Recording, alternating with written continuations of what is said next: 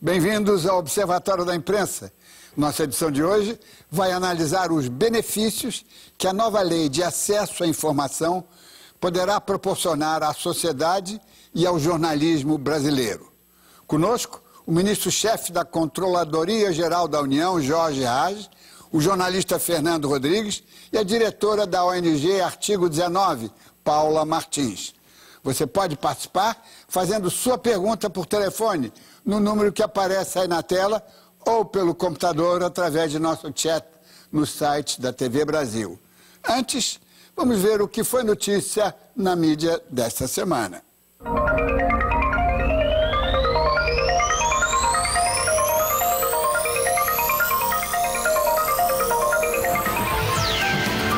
Nossa mídia acompanhou com muito interesse todos os lances que cercaram o asilo em instalações americanas do ativista chinês cego Chen Guangcheng, perseguido pelas autoridades do seu país. É um caso dramático, ainda não encerrado, que merece toda a nossa solidariedade. Mas em matéria de direitos humanos e transparência, as confissões do ex-delegado do DOPS, Cláudio Guerra, publicadas em livro lançado no último fim de semana, ganham maior relevância porque revelaram como desapareceram os corpos de 10 militantes políticos presos nos cárceres da ditadura. Mesmo que a versão do agente da repressão contenha informações duvidosas, o teor do conjunto é de tal forma bombástico que não se justifica a apatia da mídia. Justamente porque o Brasil é um país democrático, ao contrário da China, é que todas as revelações precisam ser devidamente apuradas e investigadas, até o fim. Quando a imprensa se desinteressa, as denúncias ficam no meio do caminho. No exato momento em que a CPI mista do Congresso começa formalmente a investigar o escândalo Cachoeirinha com todos os seus desdobramentos, é preciso lembrar que a mídia sempre foi parceira consciente de arapongas, produtores de fitas, vídeos e dossiês secretos. A expressão jornalismo fiteiro originou-se deste conluio, que começou ainda no governo FHC e chegou ao paroxismo em 2006, quando os chamados aloprados infiltraram um dossiê falso nas páginas de um semanário de grande circulação. Se a mídia tivesse o salutar hábito de discutir seus desempenhos, as informações de fontes suspeitas seriam melhor checadas e menos suspeitas. No final da semana passada, fotos da atriz Carolina Dickmann, nua, vazaram para a internet e agitaram não só a grande rede, como nossa mídia também. As fotos, pirateadas de um computador da atriz, foram parar em um site pornográfico da Inglaterra. Por aqui, os sites noticiosos optaram por expor imagens mais comportadas. Só que muitos indicavam links para as páginas com todo o acervo. Nos jornais do dia seguinte, felizmente, o fato foi tratado com mais cuidado. Poucos destacaram a notícia na primeira página, mas alguns não resistiram à tentação. Além de estampar fotos da atriz nua, ainda apelaram para manchetes de mau gosto.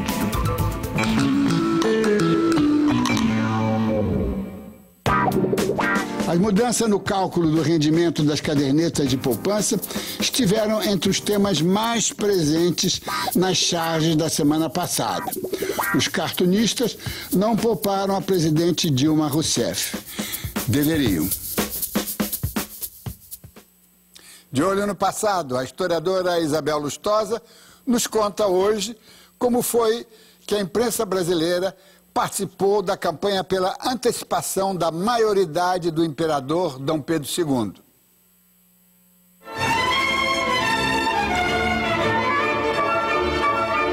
O rigoroso sistema adotado para a educação de Dom Pedro II em sua infância motivaria um monólogo intitulado O Imperadorzinho na Janela do Paço e publicado no jornal A Verdade em 1832. Que belo cavalo em que anda esse guarda municipal. Agora vem um menino correndo no seu piquira. Eu desejo tanto ter um piquira.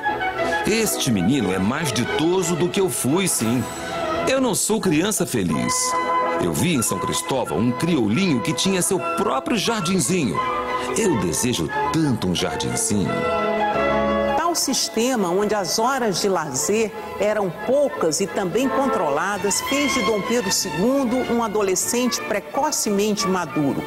E essa característica foi usada pelos que trabalharam para torná-lo imperador antes da maioridade. Desde 1835, a ideia de antecipar o exercício do poder pelo menino imperador já era vista pelas elites políticas como solução para a instabilidade do regime. Alguns jornais chegaram mesmo a sugerir que se desse a regência à sua irmã, Januária, prestes a completar 18 anos. O projeto dos chamados januaristas não despertou entusiasmo e forças de várias tendências se uniram em 1840 para criar o Clube da Maioridade. Logo seria lançado o jornal O Propugnador da Maioridade, ao qual se associariam outros. A campanha se tornaria popular, apesar dos ataques da imprensa conservadora liderada pelo Diário do Rio de Janeiro e pelos jornais A Sentinela da Monarquia, de Bernardo Pereira de Vasconcelos, e O Brasil, de Justiniano José da Rocha. O apelo emocional da imagem do imperador, trabalhada por oradores importantes, antigos adversários como José Martiniano de Alencar e Antônio Carlos de Andrada, ganhou a Câmara, o Senado e as praças. Uma quadrinha divulgada pela imprensa passou a ser cantada nos salões e nas ruas. Queremos Pedro II, ainda que não tenha idade. A nação dispensa a lei. Viva a maioridade. Dom Pedro II foi coroado aos 14 anos, em julho de 1840.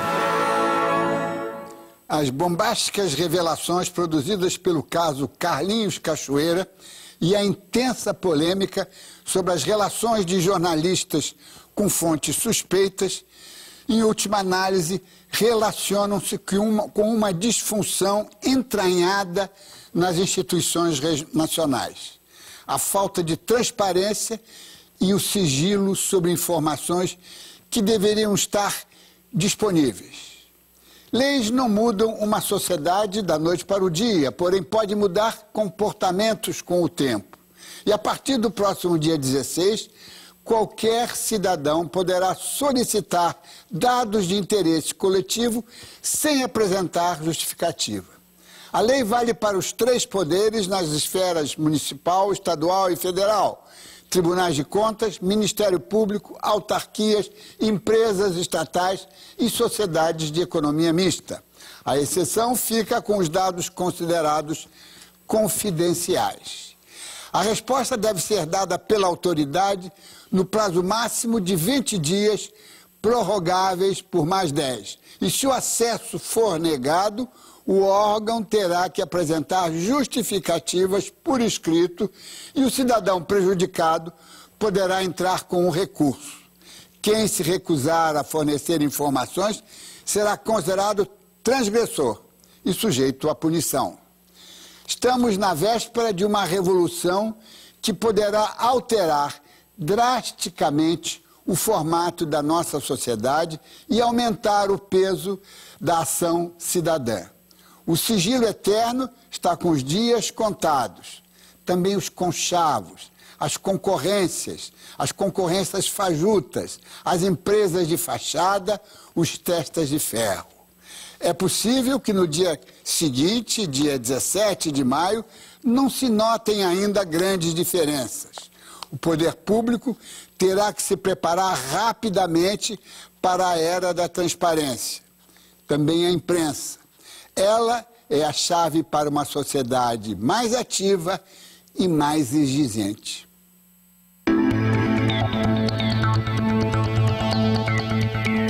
acordo com a nova lei, informações de interesse público devem ser divulgadas pela internet, independentemente de solicitações.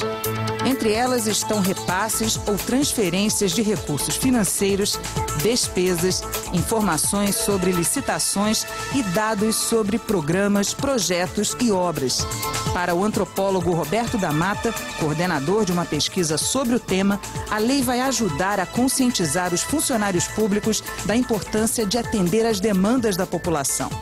Muitas sociedades, seu caso brasileiro, é um Estado muito centralizado, muito ciente da sua centralização. O que o Departamento de Polícia Federal tem a meu respeito, eu quero saber, né?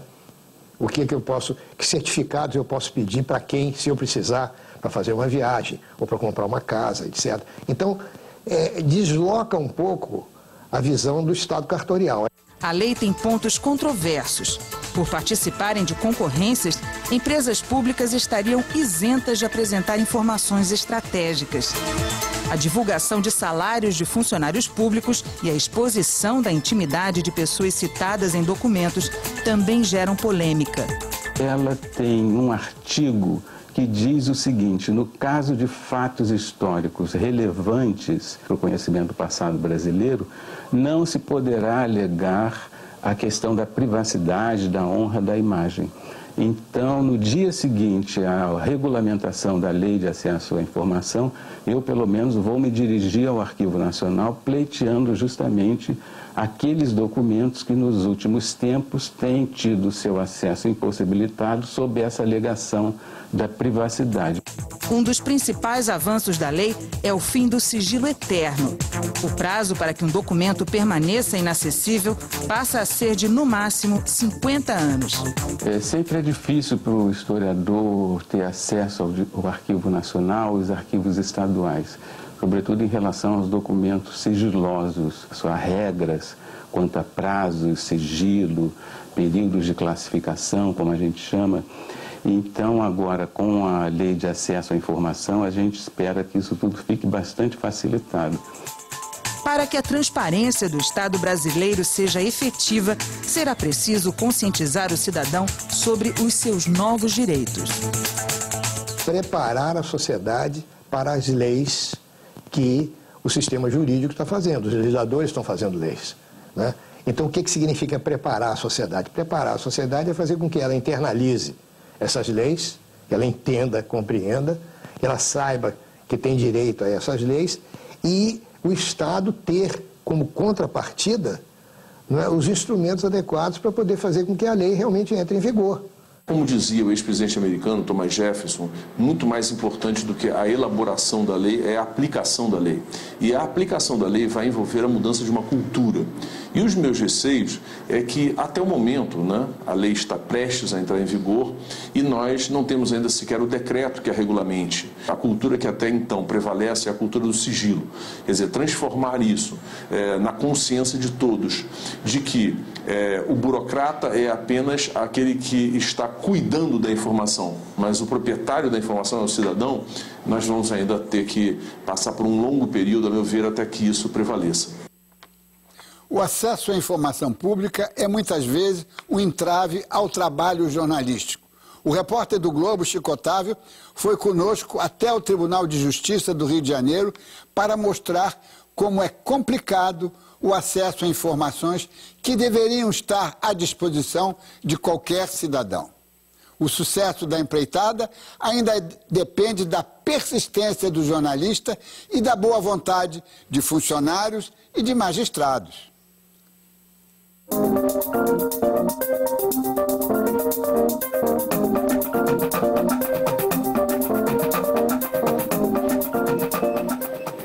Para ter acesso a processo, o que é preciso? Eu não sou advogado e também não sou parte. Eu estou interessado num determinado processo, tenho o número dele, mas eu não sou parte desse processo nem advogado dessa causa.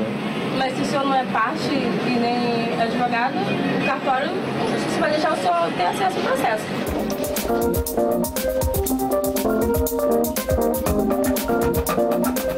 E geralmente eu enfrento uma certa dificuldade. Por quê? Porque os processos, só tem acesso a esses processos as partes ou os advogados. E quando eu me anuncio, né, na condição de repórter, normalmente eu gero ali alguma insegurança do serventuário. E ele então prefere consultar o juiz, né, para dar ou não acesso ao documento. Acesso a processo, ou melhor, acesso a documentos públicos é o calcanhar de Aquiles na vida do repórter. Eu encontro essa dificuldade também em outros setores que são fundamentais na vida dos repórteres. Arquivo público, cartórios privados, tribunais de conta, é a mesma coisa. O que vier vai melhorar. Agora, eu acredito assim, que a coisa não vai haver uma transformação da noite para o dia. Isso é uma questão de tempo, né? Porque, primeiro, normalmente as repartições públicas não organizam bem o seu acervo. Segundo, o grau de informatização normalmente não é muito alto, né? Os sistemas não dialogam, então você já tem também essa dificuldade. Agora, a dificuldade central é a cultura, né? Assim, o que vale aqui é o chororô, né? É a capacidade de convencimento do repórter, e não a regra, e não a ideia de que a maior parte dos documentos é pública. Para o debate desta noite, nós temos 3 convidados. Em Brasília, o ministro-chefe da Controladoria Geral da União, Jorge Haj, e o repórter e colunista da Folha de São Paulo, Fernando Rodrigues. Em São Paulo, a diretora para a América do Sul da ONG Artigo 19, Paula Martins.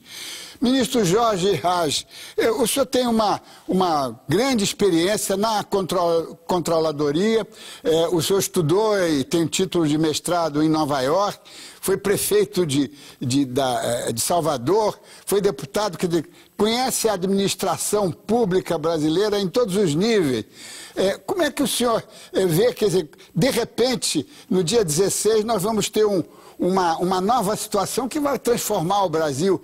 E a sociedade ainda não foi alertada, né? Inclusive, um dos nossos convidados chama a atenção de que até a regulamentação ainda não está pronta. Eu lhe pergunto, nós estamos prontos para dar este passo decisivo, ministro? Diniz, eu começo me referindo a 2 colocações feitas por você. A primeira delas, no sentido de que nós estamos às vésperas de uma verdadeira revolução. Nós vamos mudar uma cultura de 500 anos no Brasil. Em segundo lugar, que você também acabou de dizer, uma lei sozinha não muda nada. A lei é o ponto de partida, a lei é o primeiro passo. E a importância desse momento que nós estamos vivendo aqui, que eu considero um momento histórico, 16 de maio é um marco realmente histórico, é que começa essa revolução. Nós pretendemos, a partir daqui, deixar para trás toda uma cultura de sigilo, uma cultura de que o servidor, o agente público, é o dono da informação, para transformar num outro patamar, um outro paradigma. A informação pertence ao cidadão, à sociedade. O agente público é apenas o seu mero detentor eventual neste momento. Então, a regra é a abertura, é a transparência. O sigilo é a exceção. É evidente que ainda vai ter sigilo nos casos em que a própria Constituição orienta na sua diretriz no artigo 5º e a lei aprovada pelo Congresso regulamentou. Mas a noção de que isto é exceção, e como toda exceção deve ser, é uma regra elementar de direito, deve ser interpretada restritivamente e não ampliativamente, é dentro dessa diretriz que nós vamos caminhar. Agora, a reclamação de algumas pessoas, às vezes por desinformação, de que as coisas estão atrasadas, ainda não saiu isso e aquilo, não leva em conta que o Brasil é o país do mundo inteiro que teve o prazo menor, mais exíguo, para se preparar. Ou seja, 6 meses entre a publicação da lei e a sua entrada em vigor. A Inglaterra teve 5 anos. A média dos outros países gira em torno de 2 anos. No Brasil, o Congresso fixou o prazo de 6 meses. Então, nós do Poder Executivo Federal, que temos a responsabilidade de preparar o governo para essa nova fase, e nossa responsabilidade é só no Executivo Federal. Não temos responsabilidade sobre os outros poderes, nem sobre as outras esferas, estados e municípios. Na área federal, estamos fazendo o melhor possível. Já foram treinados mais de 550 servidores que vão trabalhar no SIX, que é o Serviço de Informação ao Cidadão que cada ministério vai ter, e depois também as entidades vinculadas. Já está praticamente pronto o sistema informatizado que vai permitir o acompanhamento de cada pedido de informação. Isso vai poder ser controlado centralizadamente pela Controladoria e acompanhado pelos SICs de cada ministério. Já estão, boa parte dos ministérios já está com a parte da transparência ativa, que é aquilo que se divulga espontaneamente, independente de pedido, no seu site. Mais de metade dos ministérios, em torno de 20, já estão com isso pronto, mesmo antes do prazo, que é o dia 16 de maio. Também, mais de metade dos ministérios já se anteciparam e já têm o seu serviço de informação pronto para entrar em funcionamento, tudo antes do 16 de maio. Inúmeras turmas já foram treinadas por treinamento presencial da Controladoria, sem considerar aquelas palestras, seminários, muitos feitos por educação à distância, pela internet, para uma conscientização mais ampla, que não é a mesma coisa que o treinamento operacional. Enfim, todas essas providências vêm sendo tomadas com enorme empenho pelo governo federal, monitoradas pela Controladoria junto com a Casa Civil. Estamos fazendo o melhor possível. Sabemos que no dia 16 de maio não é por um estalar de dedos que tudo vai estar funcionando às mil maravilhas. Não vai. Em país nenhum se conseguiria isso, pelo menos países com a administração da dimensão da brasileira, que é um país continental. Mas nós vamos, a partir do dia 16, a cada mês que passar, vamos estar em condições melhores. E dentro de mais um ano estaremos melhor ainda. Isto é um processo gradual de aprendizado.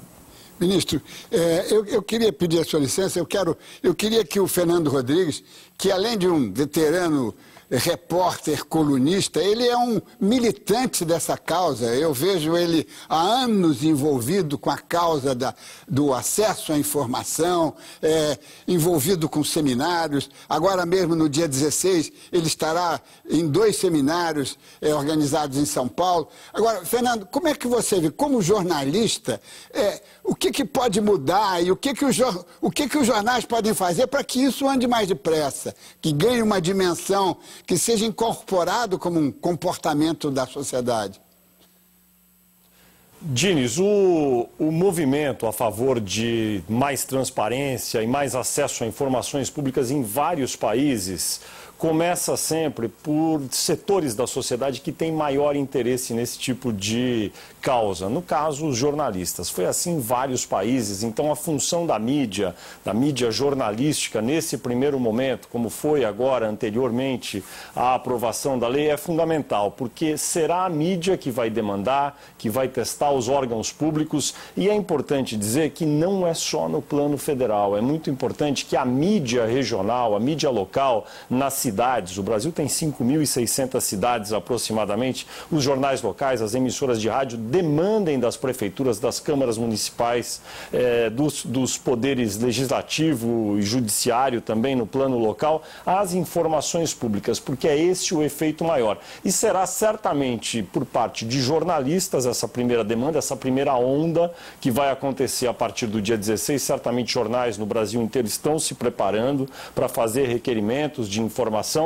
E depois, num segundo momento, eu acredito que a sociedade poderá incorporar um pouco esse valor no seu dia a dia, entender que é importante saber como é feita a coleta de lixo, quanto se gasta para fazer isso, saber como é feita a organização das escolas localmente, do serviço de saúde, ter as informações para poder cobrar dos seus governantes um serviço melhor que será prestado com base na informação que a população vai receber por conta desse novo direito que está sendo implementado agora. Paula Martins, Você é diretora para a América Latina dessa ONG, capítulo, o artigo 19. Eu queria que você desse para o telespectador que ele compreendesse o que foi feito em países, digamos, que estão situados pelo menos mais próximos do Brasil, sei lá, o caso do México, a Argentina, para ver se nós estamos atrasados e em que direção podemos ir, qual a velocidade que devemos adotar. Eu imagino que você tenha muitas informações para trazer para o nosso telespectador. Sim, boa noite, Diniz. Realmente, o que nós vislumbramos é que a lei vem como um caso de sucesso, a lei vem como uma conquista e nós vemos com bastante otimismo realmente a entrada em vigor da lei agora no dia 16. No entanto, os desafios são muitos, são inúmeros e de variados tipos. Alguns desses desafios são desafios que vários países têm enfrentado. Então, são questões em relação às quais a gente pode se debruçar sobre a experiência do exterior e tentar trazer para o Brasil algumas dessas boas práticas. Então, a questão da organização dos arquivos, a questão da dotação orçamentária, o uso de novas tecnologias, tudo isso já foi bastante estudado, bastante praticado em outros países, como, por exemplo, o México. O México tem um instituto de acesso à informação bastante avançado, o uso de tecnologias é também bastante avançado nesse país, e nós podemos, então, usar como uma referência aí para o nosso sistema. Existem outros desafios, no entanto, que são desafios específicos da nossa legislação. Então, são opções do nosso legislador que levam a desafios peculiares do Brasil. Por exemplo, exatamente como eu mencionava antes, o México tem um excelente instituto de acesso à informação. O Brasil optou por não estabelecer um órgão desse tipo. Ao mesmo tempo, nós não temos um órgão responsável independente por análise de recursos. Então, nós não temos nenhum órgão promotor e nenhum órgão de análise de recursos que seja independente. Esses fatores todos, que foram opção do nosso legislador, levam a desafios muito particulares do Brasil. E, por fim, nós temos uma série de desafios culturais, como alguns que já foram mencionados um pouco mais cedo pelo repórter que dava o seu depoimento. Nós temos questões de cultura de sigilo dentro do funcionalismo público e nós temos uma questão cultural que deve ser enfrentada também no seio da sociedade brasileira, de cidadãos, de jornalistas, de organizações da sociedade civil que não estão acostumadas a demandar informações do poder público, não estão acostumadas a monitorar a coisa pública e participar da administração pública. Então, o rol todo desses desafios é que terá que ser enfrentado pelo Brasil de forma coletiva e o que podemos fazer é acompanhar aquilo que já foi caso de sucesso em outros países, mas realmente não existe uma fórmula, né? Nós vamos ter que desenvolver o nosso próprio jeito de fazer valer o acesso à informação e tirar essa lei do papel e torná-la a prática cotidiana aqui no nosso país. Vamos a um breve intervalo e voltamos já.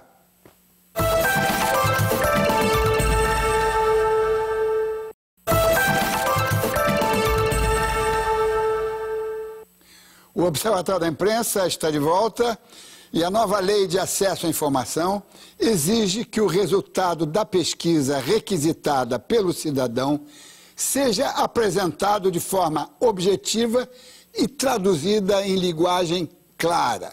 Além disso, os órgãos públicos terão que criar um posto de atendimento à população, um problema, principalmente para os pequenos e médios municípios do país.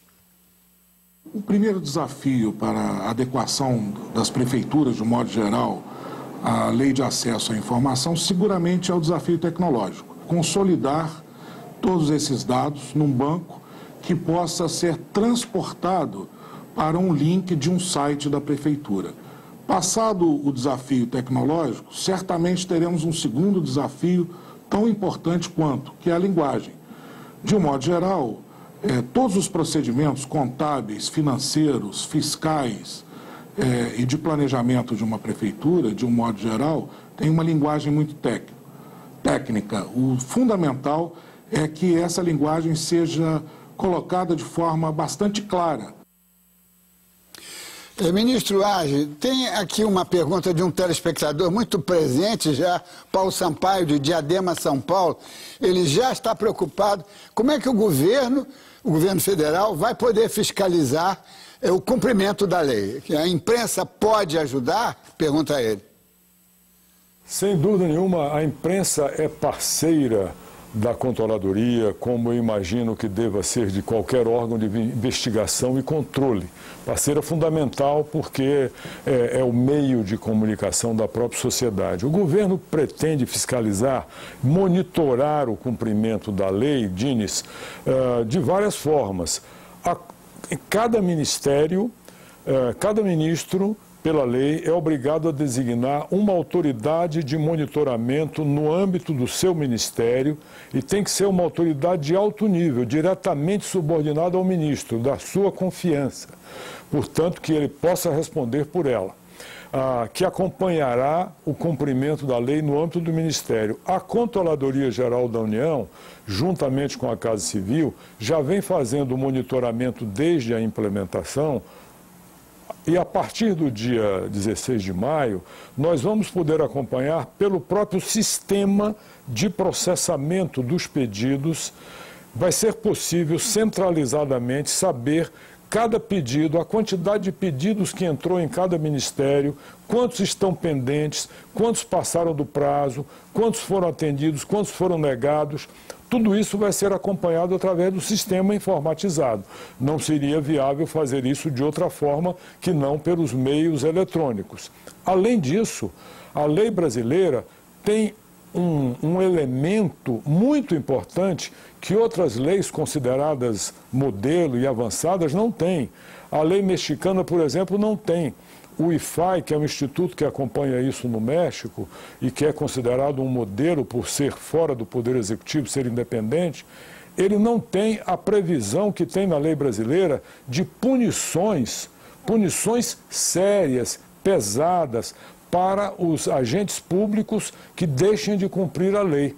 Eles serão enquadrados não somente na lei disciplinar do funcionalismo público, que é a Lei 8.112, com penas que vão da advertência à suspensão até a demissão, como também podem ser enquadrados em improbidade administrativa em determinadas situações. Isso está previsto na lei brasileira. São instrumentos importantes para garantir a implantação do cumprimento da lei. Fernando Rodrigues, esse trabalho que o nosso colega, seu colega e nosso colega, o Chico Otávio fez, o Chico é também da Abrage, não é? E é um brilhante jornalista investigativo, está sempre aqui nos ajudando. E ele fez um trabalho experimental que é muito interessante, quer dizer, mostra como, digamos, há uma certa retração, uma má vontade, não é? Uma atitude negativa ao questionamento da imprensa. Né? E isso, inclusive, resulta nesses escândalos todos, que a imprensa não tem acesso, aí ela se agarra a certas fontes que, geralmente, elas se abrem porque são suspeitas, e aí cria-se todo esse quiprocó que nós estamos assistindo. Mas como é que a gente pode fazer com que a imprensa possa ser melhor recebida e que ela possa desenvolver o seu papel, a sua missão?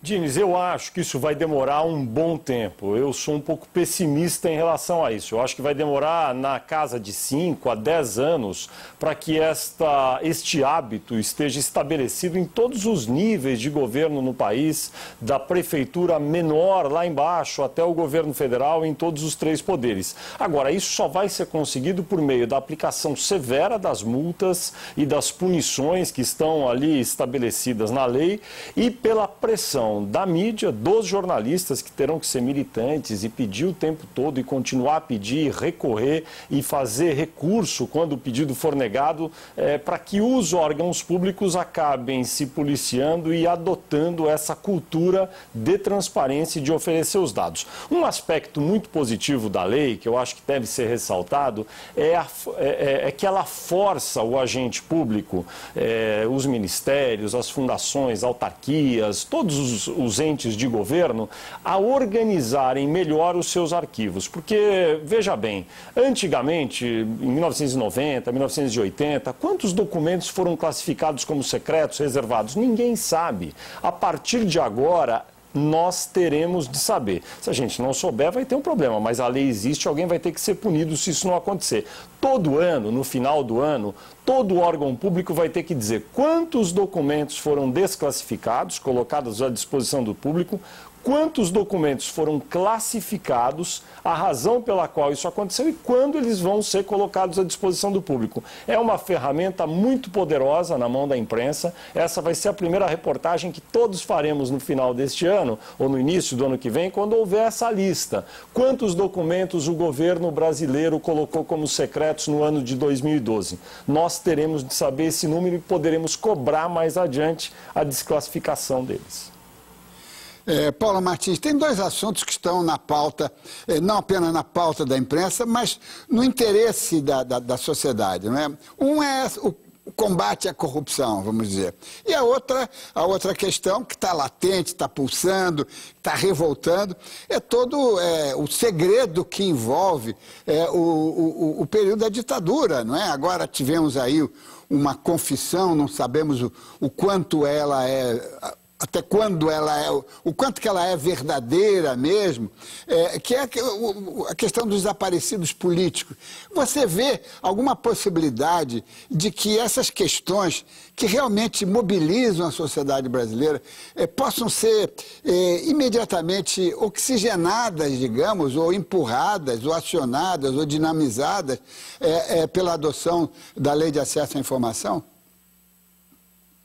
Esperamos que sim, Diniz. Infelizmente, ainda existe muito desconhecimento sobre a lei, tanto entre a sociedade civil organizada, entre as ONGs, né, as associações, como entre a cidadania em geral.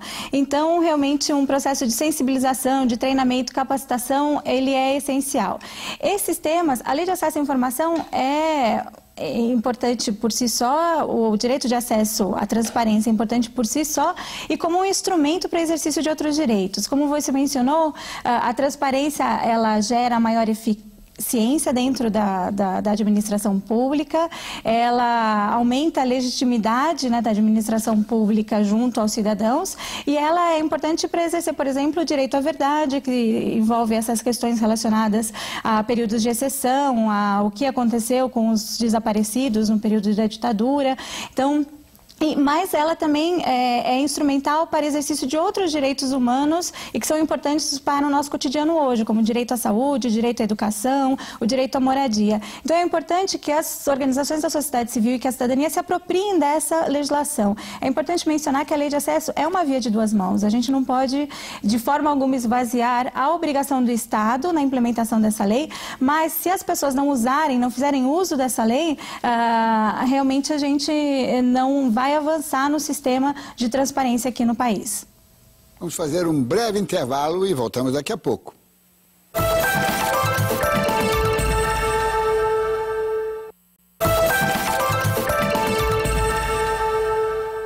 Voltamos com o Observatório da Imprensa, que hoje fala sobre a nova Lei de Acesso à Informação, que entra em vigor no próximo dia 16 de maio. Em todo o mundo, mais de 60 países oferecem este tipo de serviço ao cidadão.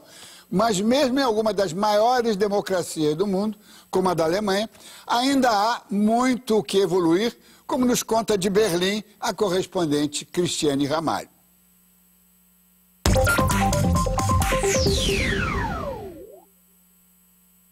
Por aqui, a Lei de Acesso à Informação ainda vem sendo usada de forma bem tímida, apesar da nova legislação já estar em vigor há 6 anos, em parte porque ela traz tantas restrições que acaba dificultando o acesso a boa parte dessas informações. Para piorar, 5 dos 16 estados da federação ainda não colocaram a nova legislação em prática.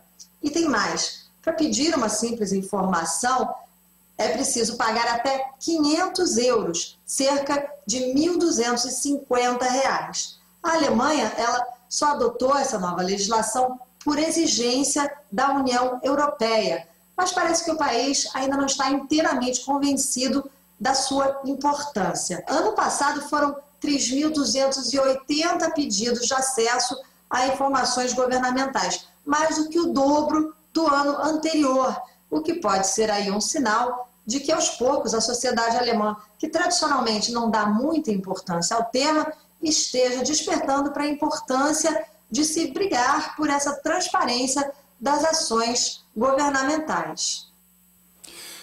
Fernando Rodrigues, tem outro assunto na pauta que também toca muito o cidadão brasileiro e o telespectador também, é claro, que é a questão da Copa do Mundo. Quer dizer, nós estamos envolvidos num cronograma que a gente não sabe exatamente como é que ele está andando, e todo mundo quer saber, porque vai ser uma grande festa esportiva e cívica e comunitária.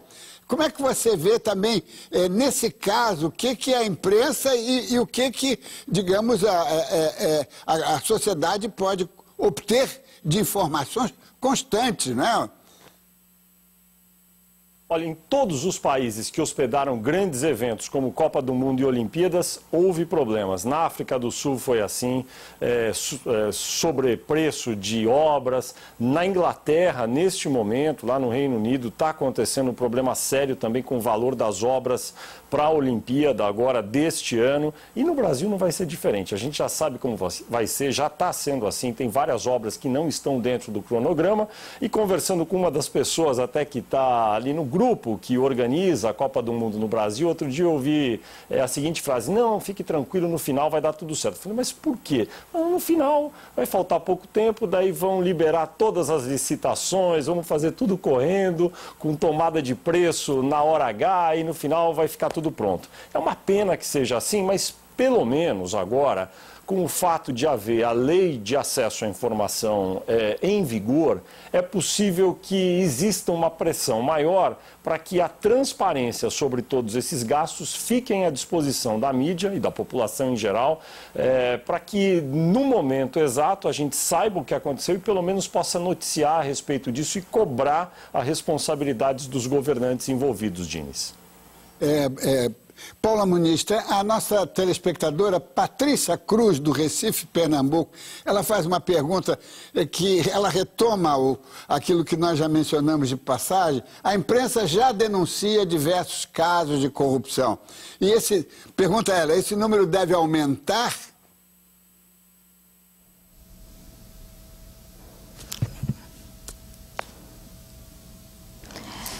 Sim, acreditamos que o número de denúncias deve aumentar. A Lei de Acesso à Informação é mais um instrumento que a imprensa tem para fazer o monitoramento das ações do governo. Mas devemos lembrar que a imprensa não deve ser o único ator aí envolvido no monitoramento da coisa pública. O cidadão deve enviar as suas denúncias. Existe também o trabalho importante das organizações da sociedade civil que tem acompanhado tudo isso. Mas, em linhas gerais, sim, a resposta seria sim. Acreditamos que com a Lei de Acesso, os casos virão à tona mais facilmente. Desculpa, eu chamei de você de Muniz, Paula Martins. Ministro, eu queria que o senhor desse agora uma palavra, porque a bola é sua, esse é um projeto que o senhor está envolvido há tanto tempo, o seu ministério realmente é que vai tocar isso, não é? Eu queria que o senhor dissesse realmente o que nós podemos esperar, não no dia seguinte, porque sabemos que no dia seguinte não vai acontecer nada, mas o que nós podemos fazer para que realmente, no fim deste ano, ou quando completarmos um ano de vigência da lei, que afinal, 16 de maio não é muito distante do 13 de maio, que é da libertação dos escravos. Em suma, tem aí alguns significados que nós podemos explorar para que realmente, porque se o cidadão não se movimenta, a sociedade não se abre e não adianta ter informações acessíveis, né? Diniz, eu vou lhe falar a partir da nossa experiência, que já é de 7, 8 anos, com a transparência ativa. Porque, em matéria de transparência, nós costumamos classificar as medidas em duas ordens. Transparência ativa ou espontânea é aquilo que os órgãos públicos já espontaneamente divulgam no seu site, independente de pedido. Transparência passiva é aquela mediante demanda. É quando o cidadão vem e pede acesso a determinado documento que ele quer conhecer. Nós já temos uma bela experiência na primeira faceta da transparência, que é a transparência ativa. Você sabe que o Brasil hoje é referência mundial Por isso mesmo, foi convidado pelos Estados Unidos como o primeiro país parceiro nesta parceria de governo aberto, OGP, na sigla em inglês, aquele grande evento que organizamos aqui em Brasília há poucas semanas com a secretária de Estado Hillary Clinton, com 5 chefes de Estado, aberto pela presidenta Dilma. Aquilo, o Brasil foi chamado exatamente por ser referência internacional em transparência ativa. O Portal da Transparência Brasileiro, que divulga hoje pela manhã todas as despesas feitas até ontem à noite, vai divulgar amanhã cedo todos os gastos em todos os detalhes feitos até hoje à noite, é referência para o mundo. Nós estamos permanentemente sendo chamados em todos os eventos internacionais para expor isso aos outros. O que nós observamos nessa experiência? No início, nós tivemos, no primeiro ano, 2005, de criação do portal, 280 mil visitas ao portal no ano. Hoje nós temos 285 mil por mês. Temos mais de 3 milhões de visitas por ano. Isso significa o quê, na minha avaliação? Que no início era apenas o jornalista investigativo, o Fernando Rodrigues e mais uma meia dúzia, digamos assim, que frequentavam o portal. Alguns membros do Ministério Público, alguns políticos de oposição, algumas ONGs que se dedicam a isso. Mas hoje, com este número de visitas, 3 milhões por ano, é evidente que é o cidadão, é a população como um todo. Eu imagino que o mesmo vai acontecer agora, que o Brasil adotou esta lei e que vai começar a avançar também na outra forma de transparência, esta mediante demanda. No início, é possível que as consultas venham mais da imprensa investigativa, do Ministério Público, etc. Mas com o passar do tempo isso muda, porque a população vai tomando conhecimento, tomando consciência de que isto é uma parcela de poder importantíssima colocada na sua mão. Eu costumo dizer que nós estamos vivendo a subida de um patamar no próprio conceito de democracia. Democracia não vai poder mais ser vista apenas como direito de votar e ser votado, não. Democracia agora com um componente participativo direto, a participação na fiscalização, na influência nas decisões. E nós temos um outro fato que vai acontecer também no mês de maio, além do 16 de maio e do 13 de maio que você se referiu, nós vamos ter no 18 de maio, 2 dias depois da entrada em vigor da lei, a culminância do processo da Conferência Nacional sobre Transparência e Participação Social, a CONSocial. Nós realizamos essa conferência a partir do ano passado, já em mais de 1.300 municípios, em todos os 26 estados, além de várias conferências virtuais, onde se mobilizaram já a esta altura cerca de 200 mil pessoas, e nós vamos ter a culminância disso na Conferência Nacional aqui em Brasília, onde vão ser reunidas as propostas de novas e criativas formas de ampliar a transparência e as formas de participação do cidadão que virão da própria sociedade. Vão ser aprovadas cerca de 80 recomendações, de um total de milhares que vêm sendo colhidas, desde a base municipal até os estados e agora na nacional, aqui em Brasília. Nós vamos trazer isso como sugestões e subsídios para novos passos em matéria de transparência que o Brasil vai dar. O Brasil vai continuar sendo um país líder dos que têm sido considerados no mundo como melhores exemplos, porque você pega os Estados Unidos, que tem séculos de prática democrática, que tem 40, 50 anos de lei de acesso à informação, que não é um exemplo fácil para ser assimilado por esses países todos, a grande maioria dos países nos vários continentes, que está muito distante disso. Então, o Brasil é considerado modelo porque tem uma realidade bem mais próxima desses outros países, Ministro, em situações mais modestas, digamos assim. Ministro. E o Brasil é uma demonstração de que um país que saiu de uma ditadura há pouco tempo, que não tem tradição, longa tradição de democracia, quanto ele pode avançar rapidamente, como avançou na última década. Ministro, isso é também o que nos dá uma grande esperança de continuarmos nessa linha como referência mundial.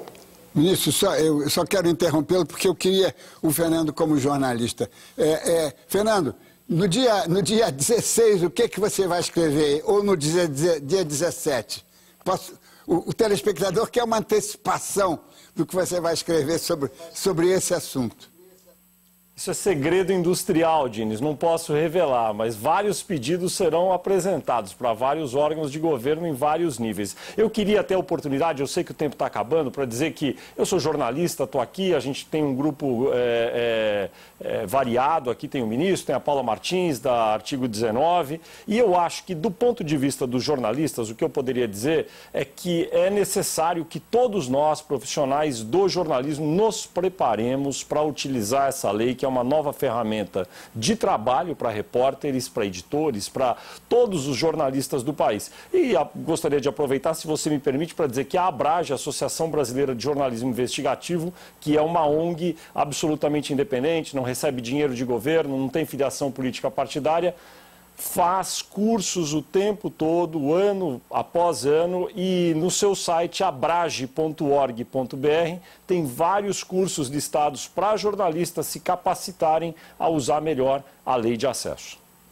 Chegamos ao final do programa. Quero agradecer a presença do ministro Jorge Arras, do jornalista Fernando Rodrigues e da diretora da ONG Artigo 19, Paula Martins. Nosso programa termina aqui, mas continua nas redes sociais, em nosso site, 7 dias por semana, 24 horas por dia. Afinal, acompanhando o Observatório pela TV, pela internet, pelo rádio, você nunca mais vai ler jornal do mesmo jeito. Boa noite.